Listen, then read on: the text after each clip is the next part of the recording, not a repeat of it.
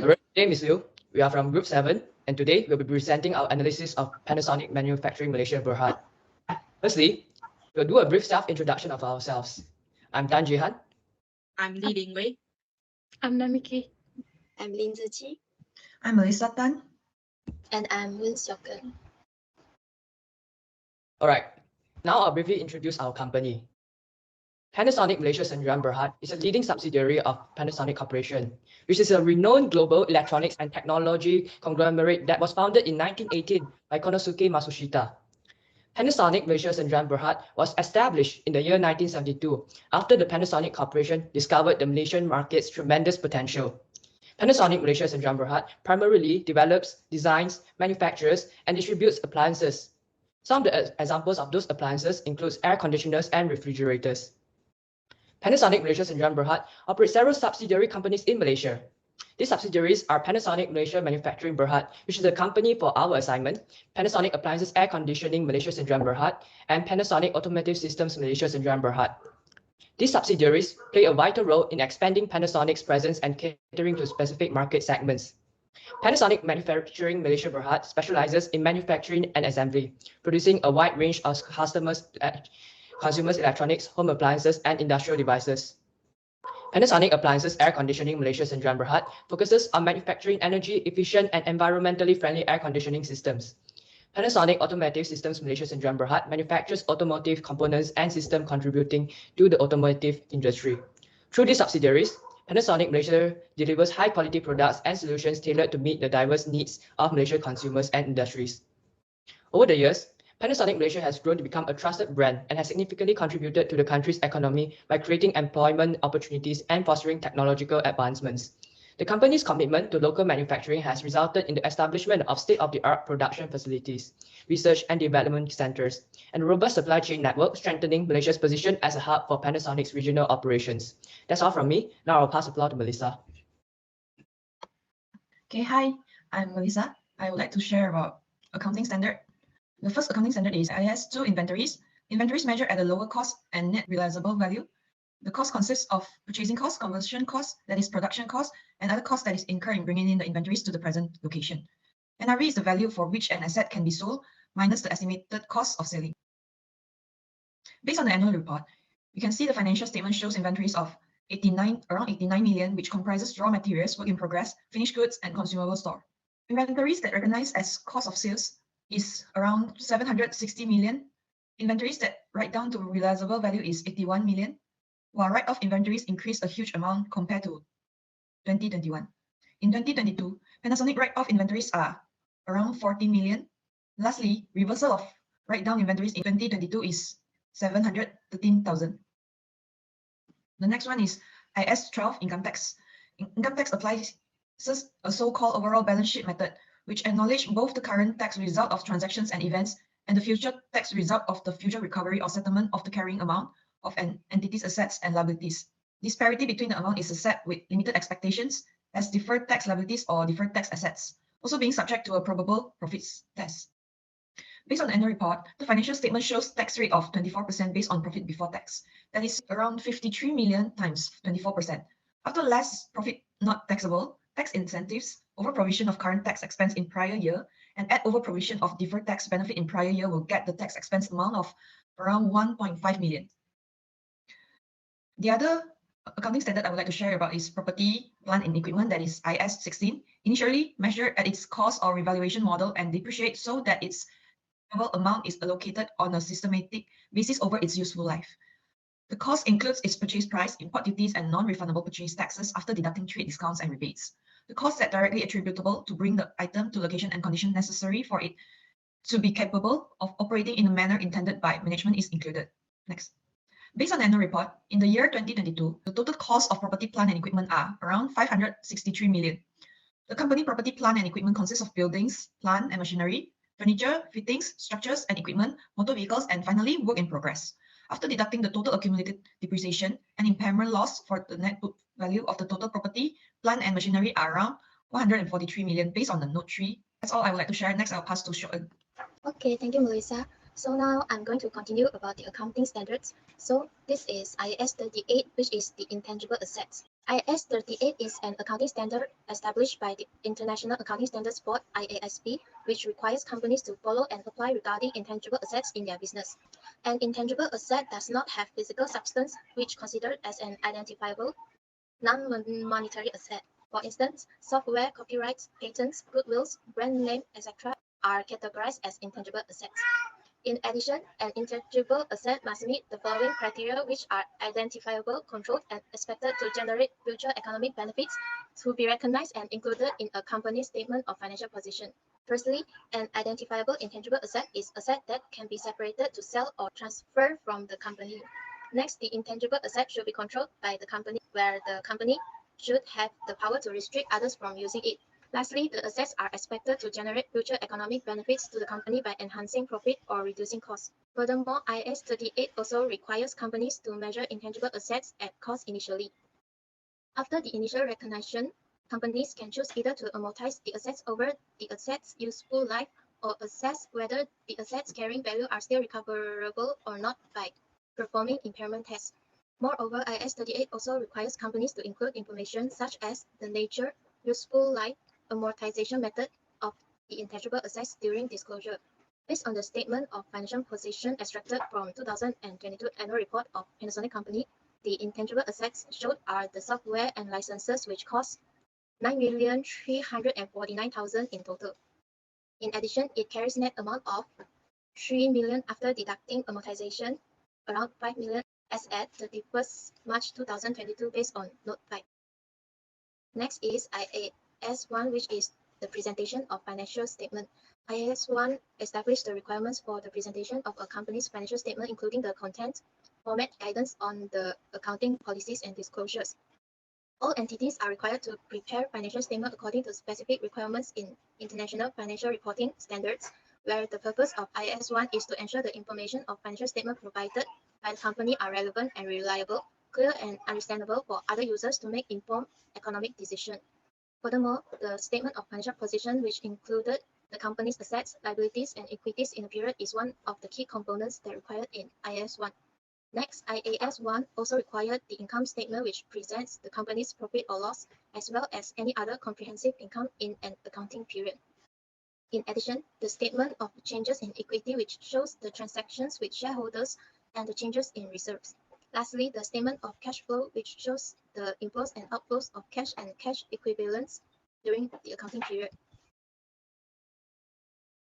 Besides that, IAS 1 also required companies to include specific disclosures such as the information about significant accounting policies used by the company and any additional information that is essential to understand the statement in the notes to financial statement. Based on the statement of financial position as at March 2022 from Panasonic Company's annual report, it shows that Panasonic has included assets, equity, and liability in the statement of financial position. Furthermore, according to the statement of profit and loss of Panasonic Company, a gross profit of 94 million and net profit after tax around 51 million are obtained. Next, the statement of changes in equity of Panasonic Company shows the share capital around 16 million and distributable retained earnings around 704 million, which equals to the total equity mentioned before, which is around 700 million. Lastly, the cash flow presents the cash generated from operations, which is around 47 million, and the net cash generated from operating activities, which is around 30 million. So next, I'm going to pass it to my teammate Ling Wei. Thank you, Shu. Now I'm going to talk about share capital, directors' remuneration, and substantial shareholders. First is share capital. Issue share capital refers to the amount of nominal value of shares that held by a shareholders to know the share capital issue. Therefore, this shows the share per value that had gave out to the shareholders. In the same point, the total that the shareholders had invested in the firm is seen by the issue that share by the capital and share the premium. Therefore, payout capital meaning is the amount of money received by the company when it sells its share to the shareholders and the investor directly through the primary market. In year 2020, Panasonic Company total issue share capital and payout capital is around RM 60 million. However, the total share units are around RM 60 million also. Additionally, the holders of ordinary share are entitled to receive dividends as declared from time to time and are entitled to 1 vote per share at meetings of the Panasonic Company. However, all shares rank equally with regard to the company residual asset. As a result, they had no changes. Next is director remuneration. Director remuneration is referred to how directors of a company are refunded by a company for their service, such as fees, salary, use of company property, and more. The packages are first approved by shareholders and the board of directors. In year 2022, Panasonic company total fees is non-executive directors is RM 683,517. However, their meeting allowance is to be paid on attendance of the independent non-executive is 94,770. Furthermore, their salary and other remuneration is executive directors is around 2 million. In the same point, their benefits in kind VIK is 49,600. Total all the payment is around 2 million. Next is sustainable shareholders. Sustainable shareholders refers to a business that approach to create a long-term shareholders value by embracing the opportunities to managing the risk derived from economic, environmental, and social developments. Therefore, their role is to classify and prioritize the environmental and the social issue that have been addressed and the develop solutions that meet their needs. In year 2022, Panasonic company have 6 sustainable shareholders such as Panasonic Management Malaysia Sdn Bhd, Panasonic Holdings Corporation, Panasonic Holdings Netherlands BV, Panasonic Asia Pacific PTE Ltd, Employees Provident Fund Board, Kumpulan Wang Pasaran, diperbankan. As you can see, the first shareholder is Panasonic Management Malaysia Sdn Bhd. Their direct interest is around 28 million and the percentage is 47.45%. However, the second is Employees Provident Fund Board is around 8 million with 13.30%. Thus, the third one is Kumpulan Wang Pasaran diperbankan is around 3 million with 5.70%. Furthermore, the fourth is Panasonic Holding Corporation and Panasonic Holding Netherlands BV and the Panasonic Asia Pacific PTE Ltd. Their deemed interest is around 28 million. Next, I will pass it to my groupmate Ziqi. Thank you, Lin Wei. Now we'll continue to this section D analysis of financial statement, income statement. Next, this is the horizontal analysis. The horizontal analysis is based on this statement of profit or loss and comprehensive income from Panasonic Manufacturing Malaysia Berhad Annual Report 2022. First, based on the income statement shown above using the horizontal analysis, the revenue of Panasonic has a negative percentage in the income statement of 10.85%. This is because the revenue of the company has decreased from around 974 million in year 2021 to around 868 million in year 2022. Based on the notes 15 from the annual report of Panasonic in year 2022, it is due to the disaggregation of the group's revenue from contract from customers. This aggregation of the group revenue from contract consists of living appliance and solution, heating and ventilation AC and die and mount. From the year 2021 to year 2022, living and appliance has decreased up to 62 million and the heating ventilation AC have decreased up to 44 million and dies and mount have increased up to 61 million. This is the note 15. Second, based on the income statement, the share of result of associate company of Panasonic has a negative percentage in the income statement of 31.83%. This is because the share of result of associate company has decreased from 20 million in year 2021 to 13 million in year 2022. Based on the note 6C from the annual report of Panasonic in year 2022, it is due to the company share of net profit and total comprehensive income. From the year 2021 to year 2022, company's share of net profit and total comprehensive has decreased up to around 6 million. Next. Third, based on the income statement shown above, the profit before tax of Panasonic have a negative percentage in income statement of 60.76%. This is because the profit before tax of the company has decreased from around 135 million in year 2021 to 53 million in year 2022. Based on the note 4 from the annual report of Panasonic in year 2022, it is due to the right of use asset. From the year 2021 to year 2022, lands hold have decreased up to around 84,000 and the building have decreased up to 45,000 and machine and equipment have increased up to 1,000. The total has decreased up to 167,000. Next, this is the proof of depreciation of right of use asset. Fourth, based on the income statement shown above, the profit before tax of Panasonic Malaysia Berhad had a negative percentage in income statement of 60.76%. This is because the profit before tax of the company has decreased from around 135 million to around 53 million in year 2022. Based on the notes 13 from the annual report, in year 2022, it is due to the provision of liability and change. From the year 2021 to year 2022, rework and recall cost has decreased up to 750,000. Warranty have decreased up to 370,000. Employee welfare shares have increased up to 2,043,000. Retirement gratuity shares have decreased up to 3,000. And foreign worker requirement fees has decreased up to 196,000. The total has increased up to 777,000. Next, this is the proof of provision of liability and change. Next. The last one is based on the income statement shown above, the tax expenses of Panasonic Berhad has a positive percentage in income statement of 91.84%. This is because the tax expenses of the company has decreased from around 18 million in year 2021 to around 1,526,000 in year 2022. Based on the note 17 from the annual report of Panasonic in year 2022, it is due to the current assets expenses and difference tax expenses. From the year 2021 to year 2022, current tax expenses has decreased up to 15 million and the difference tax expenses has decreased up to around 1,200,000. Next, this is the proof of tax expenses. Next, I will pass to my groupmate Maggie to continue the section E. Thank you, Cici. Now I'm going to continue with the section E, analyze of the financial statement financial position.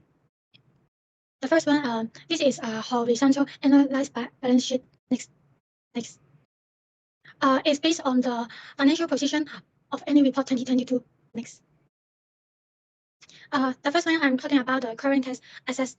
Is based on the note 26 and the balance sheet. The current tax assets have increased from the 0 in 2021 to around up to 5 million in the 2022. It's a 100% increase. These assets can help company better to manage the assets plan as it can reduce the investment risk. For example, it may come from the government tax discount that company can reduce the tax cost and have more elastic asset management. Next. The second one I'm talking about the derivative financial assets. The derivative financial assets have increased from 10,000 in 2021 to the 182,000 in 2022. These have 1,720% increase. The year 2022 can catch up more opportunity if the project or the products need some immediately supply. The third one is also based on the balance sheet and note 10. The derivative financial liabilities is decreased from the around 86 million in 2021 to decrease of 45 million in 2022. The decrease of this liability give a negative percentage of 94.8%. The produced loss or damage is less. The cost will become smaller and it can let the company get more profits. Next. Now I'm going to talk about the taxation and the less liabilities. These two also based on the balance sheet and the notes of 26. First of all, I'm talking about the taxation is decreased from the around up to 4 million in 2021 to become 0 in the 2022. It's a 100 negative decrease.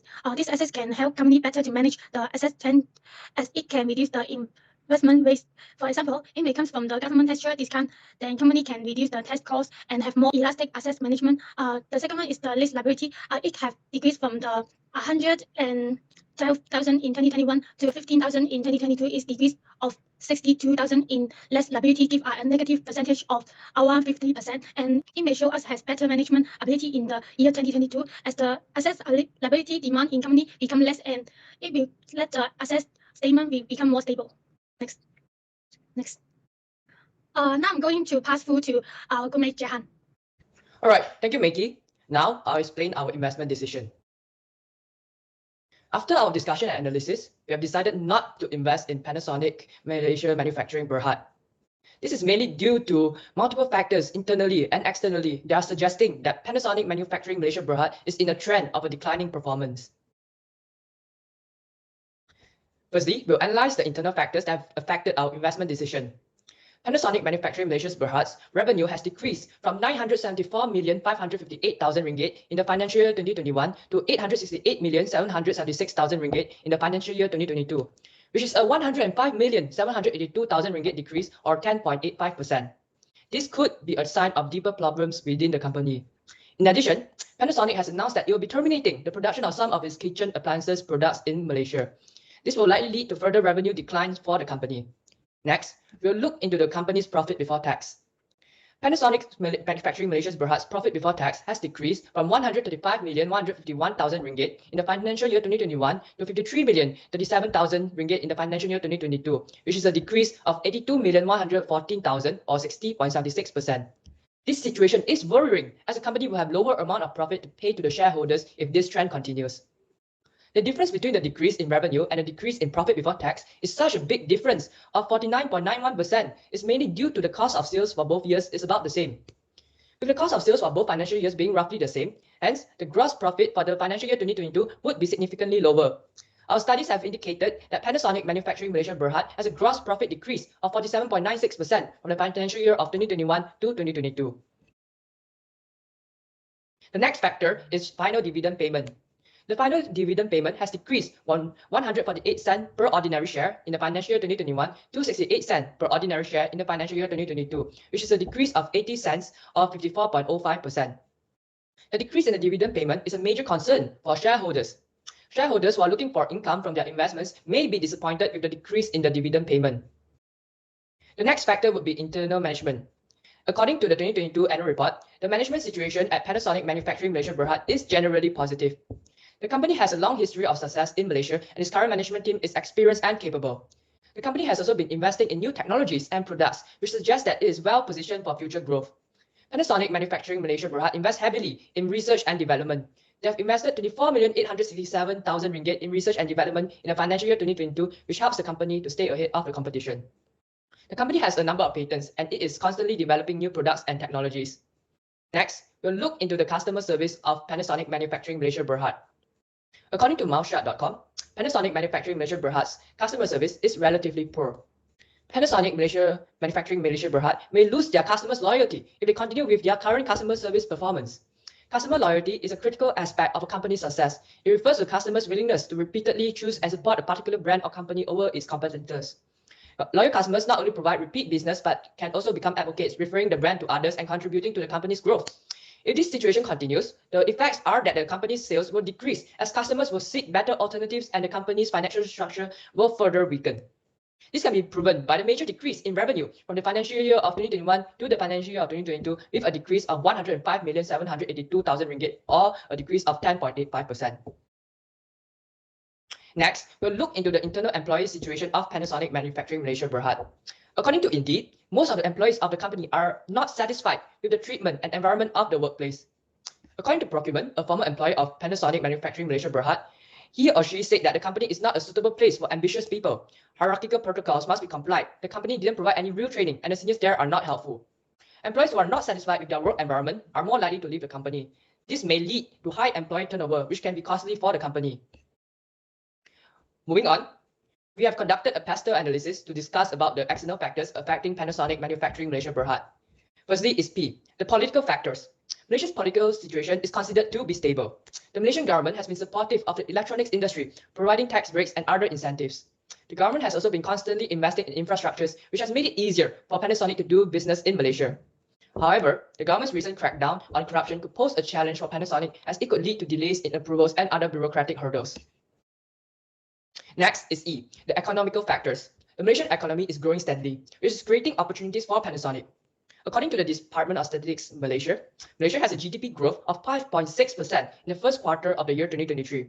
The country's labour costs are also relatively low, with a minimum monthly salary of 1,500 ringgit, which makes it an attractive manufacturing destination. The Malaysian currency, the Malaysian ringgit, is currently showing a trend of decreasing in value. Therefore, the cost of Panasonic operating in Malaysia is lower in terms of local currency. Moving on is S, the social factors. The Malaysian population is young and growing, which creates a large potential market for Panasonic's products. The population is also increasingly affluent, which means that people are more likely to be able to afford Panasonic's products. However, the Malaysian population is also becoming more environmentally conscious, which could lead to a decrease in demand for Panasonic's products if they are seen as being harmful to the environment. Next is T, the technological factors. Today, technology is advancing at a rapid rate. The rapid pace of technological change is creating new opportunities for Panasonic as it can develop new products and services that meets the needs and wants of consumers. However, the pace of technological change is also a challenge for Panasonic as it needs to be able to keep up with the latest trends in order to stay competitive, and it could make its products obsolete. Next is E, the environmental factors. Panasonic Manufacturing Malaysia Berhad is committed to sustainability and is working to reduce its environmental impact. According to the company's 2022 annual report, the company has been investing in renewable energy and energy efficiency measures which are in line with their sustainability goals. However, the Malaysian government has not been as proactive on environmental issues as some other countries such as Denmark, Finland, and Costa Rica, according to the World Population Review. The company also faced several challenges from Malaysia's hot and humid climate. Examples of those challenges include causing heat stress in workers, which can lead to a decrease in productivity and an increased risk of accidents, causing equipment to malfunction, which can lead to production delays and safety hazards, and causing products to degrade, which can lead to product recalls and customer dissatisfaction. Finally is L, the legal factors. The Malaysian government has a relatively stable legal system, which provides a good environment for businesses to operate in. However, the government has been introducing new regulations in recent years, such as those related to environmental protection, which could make it more difficult for businesses to operate. Through the analysis of both internal and external factors, we can conclude that Panasonic Manufacturing Malaysia Berhad has more drawbacks than benefits. Hence, it is not suggestible to invest in this company, and we have decided firmly that we will not invest in this company in the near future. Alright, that's all for our presentation. Thank you, Miss Yu, for your time, and have a nice day ahead.